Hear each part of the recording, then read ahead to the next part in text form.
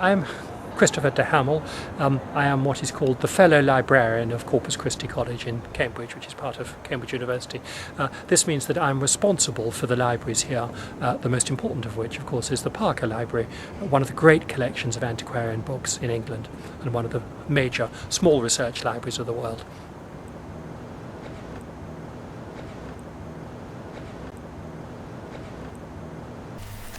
This is a 12th century English manuscript made probably in the north of England, I would guess in Durham, which is one of the great centres for the making of books in the 1180s. And it's a book of natural history. We tend to think of the Middle Ages as being entirely books of religion.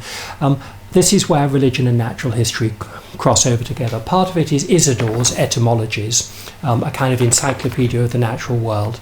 And then it ends up here with a bestiary. This is a book of all the known animals of the world, what they're for, where they live, how you catch them, why they were made, why they're called that, and what their significance is. It explains them both in terms of natural history and of their religious importance. The page which will be on exhibition in Melbourne is this one, which shows the elephant.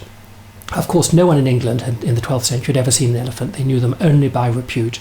And Pliny describes how an elephant can't bend its legs. And they knew of these creatures as big as a mountain, they said, with a long trunk, which they describe, tusks made of ivory. They knew about ivory. But the story is that if it ever falls over, it can't stand up again. And that is what is going on in the illustration here. Here is an elephant with a castle on its back, a howdah ultimately, but the elephant and castle. And the second elephant behind has fallen over and it's got its legs in the air and it can't stand up. And you can imagine the man on the back here saying, "We only had two, and how are we going to tell the boss?"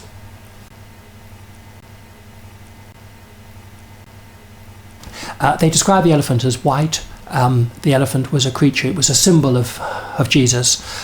There's religious significance in the elephant. Ivory is mentioned in the Bible often. Elephants aren't actually mentioned, but they are a classical animal and people were aware of them. Of course, at this date, no elephant had ever been to England. They knew of it only by repute. This, as I say, is about 1160. Second half of the 12th century, and about 100 years after that, for the first time, a real elephant was brought to England, and it was an African elephant sent over as a diplomatic present from St. Louis IX, King of France, to thank Henry III for helping him in the Crusades.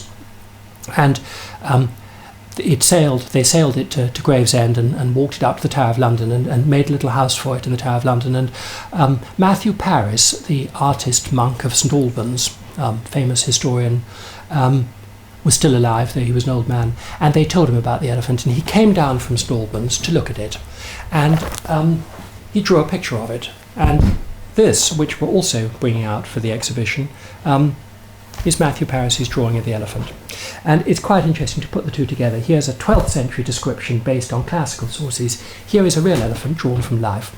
Now Matthew writes about here, this is in his own handwriting, he's 1252, 1253, middle of the 13th century. He interviews the keeper here, he describes the elephant and all about it, and Matthew has obviously read a bestiary, not necessarily this manuscript, but where the bestiary says that elephants are white, for example, he says it isn't white, it's sort of grey, and he says it has very small eyes, and it has a thick, hairy skin. He's perfectly correct about that.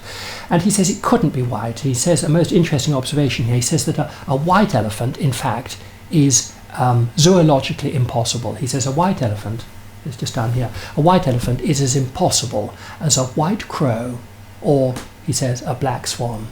And of course in the Australian context they had no idea about Australia, and to him a black swan was as inconceivable as a white elephant. He interviews the keeper here, who's called Henry of Florence. This poor animal is tied up by its leg. It lived in the tower for 2 years. They fed it on meat, poor thing, and it died 2 years later, and they buried it in the tower, and then they regretted burying it, and they dug it up and used its ivory, and it was the last elephant to come to England till the 15th century.